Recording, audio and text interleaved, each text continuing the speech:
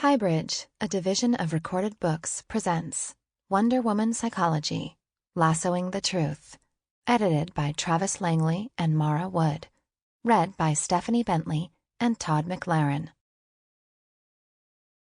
Forward. The Lasso and the Pendulum. Trina Robbins. I must have been about 10 years old when I discovered Wonder Woman. I didn't know at the time that Charles Moulton, Dr. William Moulton Marston under his pen name, had died the year before, but had left behind a pile of scripts that were still being published, still illustrated by Harry J. Peter, so the Wonder Woman I was reading was still the original Amazon princess that Marston had created. I had never heard of Amazons before, and I was instantly captivated by the idea of an island of beautiful, competent, and courageous women, with no men allowed. Especially with no men allowed. I lived in a time of no girls allowed. Although we were taught in school that anyone born in America could become president of our country, it was universally accepted without question that only men born in America could be president. Even Marston, Wonder Woman's feminist creator, could only envision a woman as president 1,000 years into the future. Men ruled, and women served. A woman might be a nurse, but never a doctor. She could be a stewardess, but never a pilot.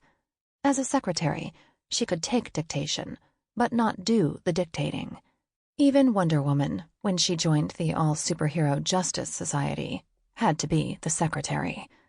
Years went by, and at a certain point I stopped reading Wonder Woman. Her adventures had become boring to me. It seemed that all she cared about was whether or not she should marry Steve Trevor, and she was no longer drawn in the style I had enjoyed. I didn't know that Marston's scripts had been used up, and now she was being written by Robert Kanigher, or that Harry Peter, whose art had so perfectly complemented Marston's writing, had retired. All I knew was that my favorite heroine wasn't any fun anymore. Fast forward 40 years. 1988 found me suffering from some mystery fever that left me aching and weak, sometimes feeling too awful to even read, so that all I could do was lie on my recliner and watch television.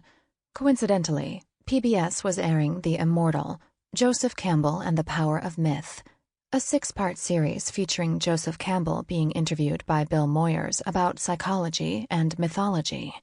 And because of my mystery fever, I was watching it in an altered state.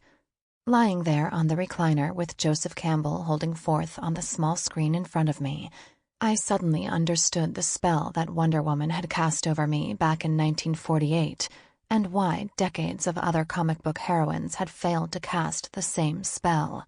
Wonder Woman was the classic mythic hero. Born of a virgin mother, given life by a deity. In Diana's feminist case, her divine parent is usually written as the goddess Aphrodite. She receives the call when Steve Trevor crashes his plane on her island, going off with him to heal the damaged land. Man's world. In the world of comics, arguably only 4 characters can claim the title of mythic, thus true, heroes: Superman, Batman, and the original Captain Marvel being the other 3. And the Amazon princess is the only woman among them. Sadly, Wonder Woman is only a fictional character owned by DC Comics. As such, since Marston's death, she has been a slave to whoever writes and draws her. Many of those have not really liked her, have perhaps felt threatened by the strongest woman in comics. Thus, they have diminished her through the years, by turning her into a family show composed of woman, girl, tot, and mom, by taking away her costume and powers, and dressing her in Emma Peel jumpsuits, or by drawing her to look like a pole dancer. I am happy to see that the many contributors to Wonder Woman Psychology, Lassoing the Truth, have avoided the above versions, but instead have concentrated on analyzing Marston's original version, or those of the few creators who got it right, like George Perez, Gail Simone, and Greg Rucka. Pendulums swing, as we learned from our 2016 presidential election. Wonder Woman's pendulum has swung from Marston writing about the kind of heroine he felt should become president, to writers who characterized her and her sister Amazons as violent and warlike, and artists who couldn't keep their hands off her costume and kept redesigning it, to creators who see her as more woman-friendly. I only hope that her pendulum will continue to swing in the direction she's been going recently, and we will continue to enjoy the Amazon princess we love. Beautiful, strong, brave, compassionate, and feminist. Introduction. Truth. Travis Langley. Princess Diana of the Amazons is a strong, healthy character. As Wonder Woman, she is one of the world's most famous superheroes, and she is the most famous female among them. Some argue the most famous heroine of any kind. Superheroes tend to embody the hope that individuals who step up to do the right thing can make the world better. Wonder Woman goes further by demonstrating hope that every individual can improve. She wants to help people discover the best in their own true natures.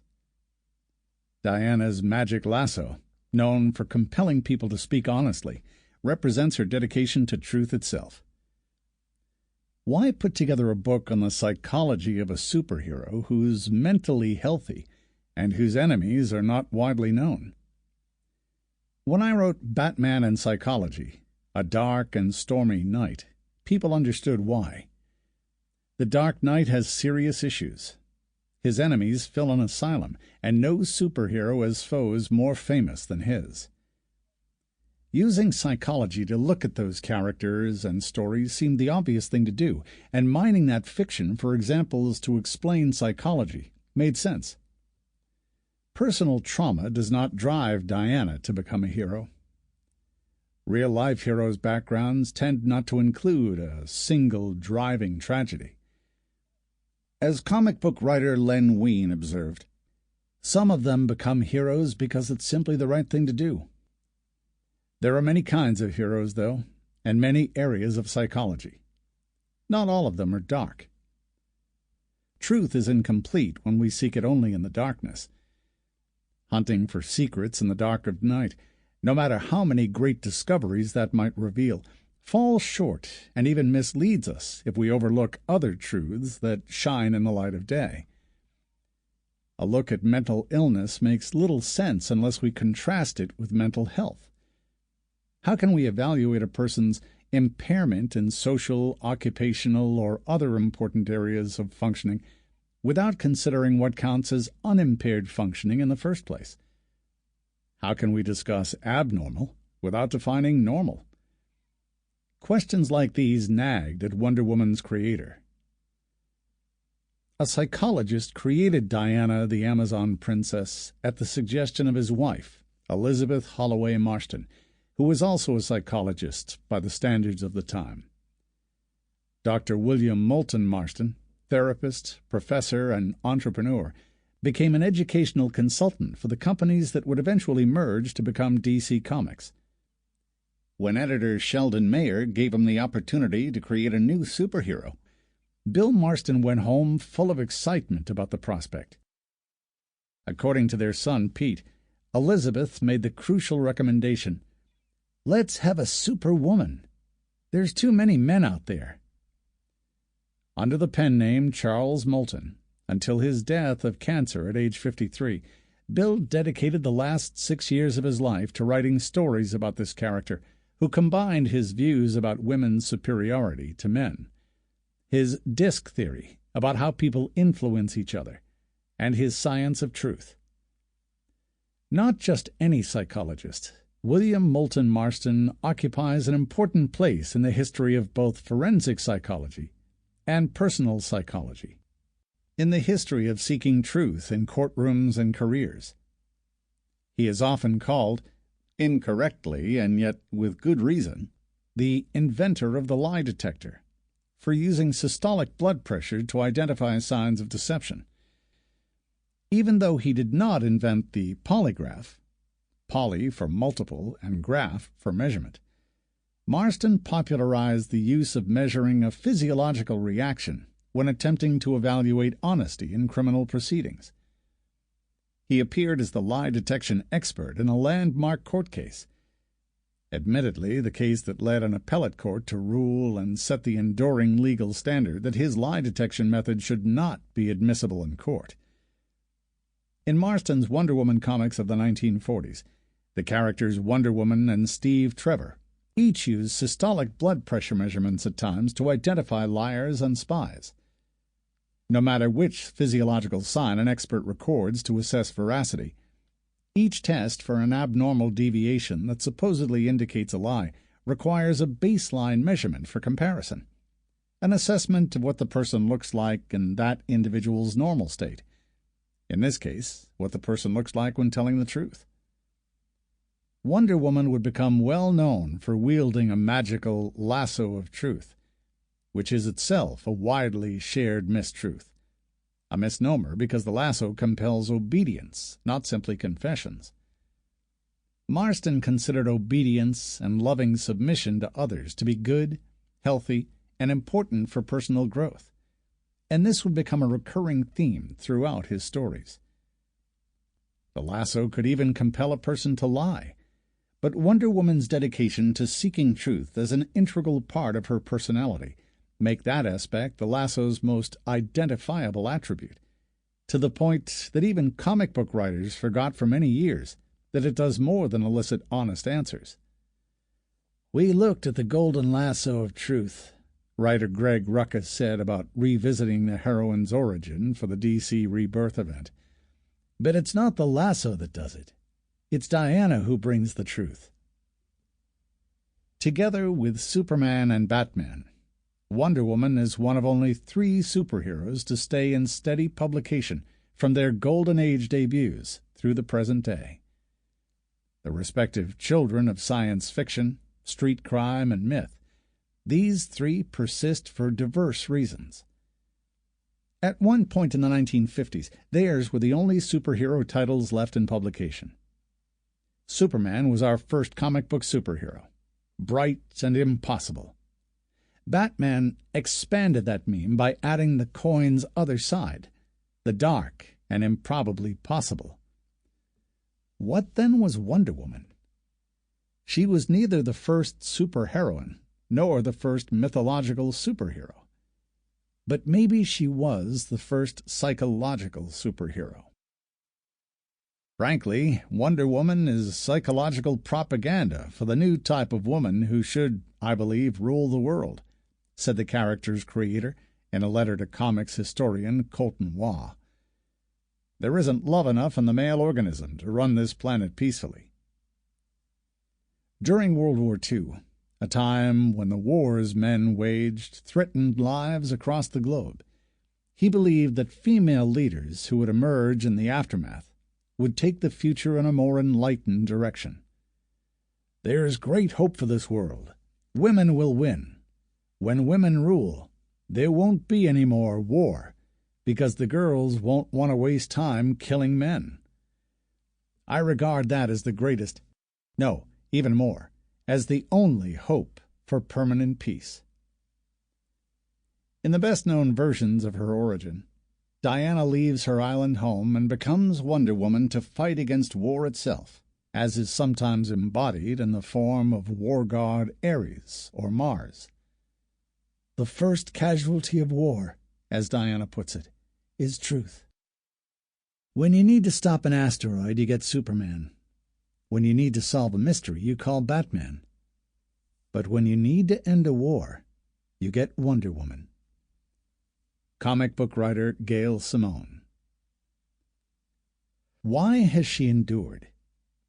Is it the strength of the name itself, Wonder Woman? Marston originally wanted to call her Suprema the Wonder Woman, in the vein of Robin the Boy Wonder and many other characters of the time. But editor Sheldon Mayer disliked that and said to cut it down to Wonder Woman. She was not a direct spin-off of a male superhero, no more so than any other superhero ultimately derives from Superman, that is. Not in the way that Hawkgirl, Supergirl, and Batgirl followed Hawkman, Superman, and Batman.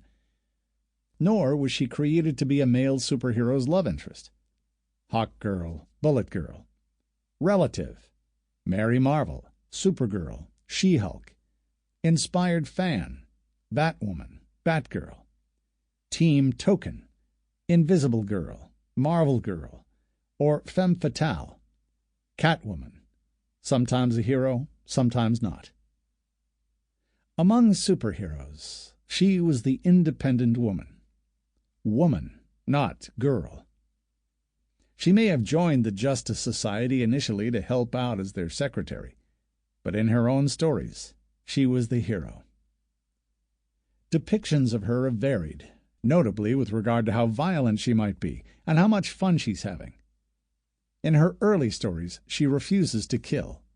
She sports a good sense of humor, and she has fun throughout her adventures.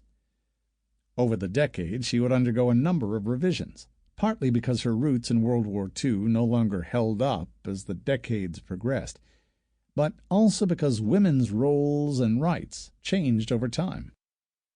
We'll look at the strong, healthy character for some of the same reasons recent psychologists now charge psychology with a criticism her creator made long ago. Too much of psychology is focused on that which is abnormal, without exploring that which is normal. Hence Marston's classic book, Emotions of Normal People. Whereas other psychologists and other fictional characters might view humankind pessimistically, William Moulton Marston and Wonder Woman look for the best in us all, and hope for our world. In the 21st century, a psychologist best known for studying the causes and consequences of learned helplessness promotes positive psychology on the belief that psychology has overemphasized the worst parts of human nature to the neglect of trying to understand the best. Perhaps more than any other superhero, Princess Diana of Themyscira embodies the virtues that positive psychologists look for in us all: wisdom, courage, justice, temperance, transcendence, and humanity, which the virtue files at the end of each section in this book will explore. She is a wonder. Behold. Starring Wonder Woman. Creator Dr. William Moulton Marston, a.k.a. Charles Moulton. Original artist H.G. Peter. Debut All-Star Comics No. 8, 1941. Concluded in Sensation Comics No. 1, 1942. Debut of her own title, Wonder Woman No. 1, 1942. Unaired television pilot, Who's Afraid of Diana Prince, 1966 short, played by L. Wood Walker as Diana Prince and by Linda Harrison as her Wonder Woman alter ego. First television appearance, The Brady Kids, animated series, episode 1 through 13. It's All Greek to Me, December 2nd, 1972, voiced by Jane Webb. First television series, Super Friends, animated series, beginning with episode 1-1, The Power Pirate, September 8, 1973, voiced by Shannon Farnan. First live-action appearance, Wonder Woman, 1974 television movie, played by Kathy Lee Crosby. First live-action series, Wonder Woman, beginning with The New Original Wonder Woman, 1975 pilot television movie, followed by episode 1-1, Wonder Woman Meets Baroness von Gunther, April 21, 1976, played by Linda Carter. First theatrical appearance, The Lego Movie, 2014 motion picture, voiced by Kobe Smulders. First live-action theatrical appearance, Batman vs. Superman, Dawn of Justice, 2016 motion picture, played by Gal Gadot. First theatrical starring role, Wonder Woman, 2017 motion picture, played by Gal Gadot. The publisher. It's all DC. Wonder Woman originated in publications from All American Comics, one of the companies that would merge to become what is now known as DC Comics. All American Publications, founded in 1938, merged with National Allied Publications, founded in 1934, a.k.a. National Allied Newspaper Syndicate, and Detective Comics, Inc., founded in 1937, to form National Comics Publications in 1944, under the greater corporate entity of National Periodical Publications. Superman DC, unofficial branding of many national publications starting in 1940, later simply DC. DC Comics, officially rebranding of the company in 1977. Parent company Warner Communications, which merged with Time to form Time Warner in 1989. Time Warner made DC Comics a subsidiary of DC Entertainment in 2009. Location: New York, New York until 2015. Burbank, California since 2015. Because most comics cited in this book were published by All-American National DC Comics, references will identify a comic book's publisher only for the few instances in which an outside company such as Fawcett or Nedor Comics publish the work. Part 1. Creator's World. While the world went to war, a psychologist created a character, guided by his psychologist wife. Throughout this new hero's stories, fun and adventure blended to promote the creator's psychology of truth, dominance, and mental health. Chapter 1. Psychology on Trial. The other legacy of William Moulton Marston. Martin Lloyd. Phew! Lila's blood pressure jumped 50 millimeters. She's lying about that envelope. Wonder Woman, using the Marston blood pressure test. The behavior of the BP does not act as the least indicator of the objective validity of the story told by any witness, but it constitutes a practically infallible test of the consciousness of an attitude of deception. Psychologist William Moulton Marston. Listeners who are at least passingly familiar with the legal system, or indeed even with courtroom dramas on television or in film, are doubtless aware that mental health practitioners, for example psychologists and psychiatrists, sometimes testify in court. These expert witnesses may be called upon to offer opinions about whether a defendant has the mental capacity to stand trial, or should be considered sane, meaning that the accused is culpable for criminal conduct. Mental health experts may also be asked to explain psychological concepts such as the validity of repressed memories or multiple personalities. Although mental health professionals are a common fixture in the courtroom today, this was not always the case. Through a large part of the 20th century, mental health testimony was more limited in scope than it is now, typically allowed to focus only on diagnosis. Psychologists, lacking the medical degrees of their psychiatric colleagues, were even more limited in their ability to testify, sometimes being ineligible to be considered expert witnesses. Change was slow over the first half of the 20th century, but various legal decisions gradually increased psychologists' participation in the criminal justice system. One of the key early figures in that development was none other than Wonder Woman's creator, William Moulton Marston. Marston's work and his involvement in the legal system helped pave the way for psychologists to testify as expert witnesses, and shaped the rules that allow experts in any scientific field to offer testimony. Marston's impact on the field of forensic psychology shaped the rules for expert testimony, and paved the way for modern efforts at the detection of deception. Under Pressure, Marston and the Detection of Deception. Although best known for the creation of Wonder Woman, William Moulton Marston began his professional life as a classically trained psychologist. He received both a law degree and, in 1921, a doctorate in psychology from Harvard University. While at Harvard, he was apprenticed to Hugo Münsterberg, a German psychologist who developed an early psychological laboratory at Harvard to apply experimental methods to normal psychological phenomena. In that laboratory, Münsterberg established what are now widely accepted findings about the fallibility of memory and the tendency of normal people to lie for self-serving reasons.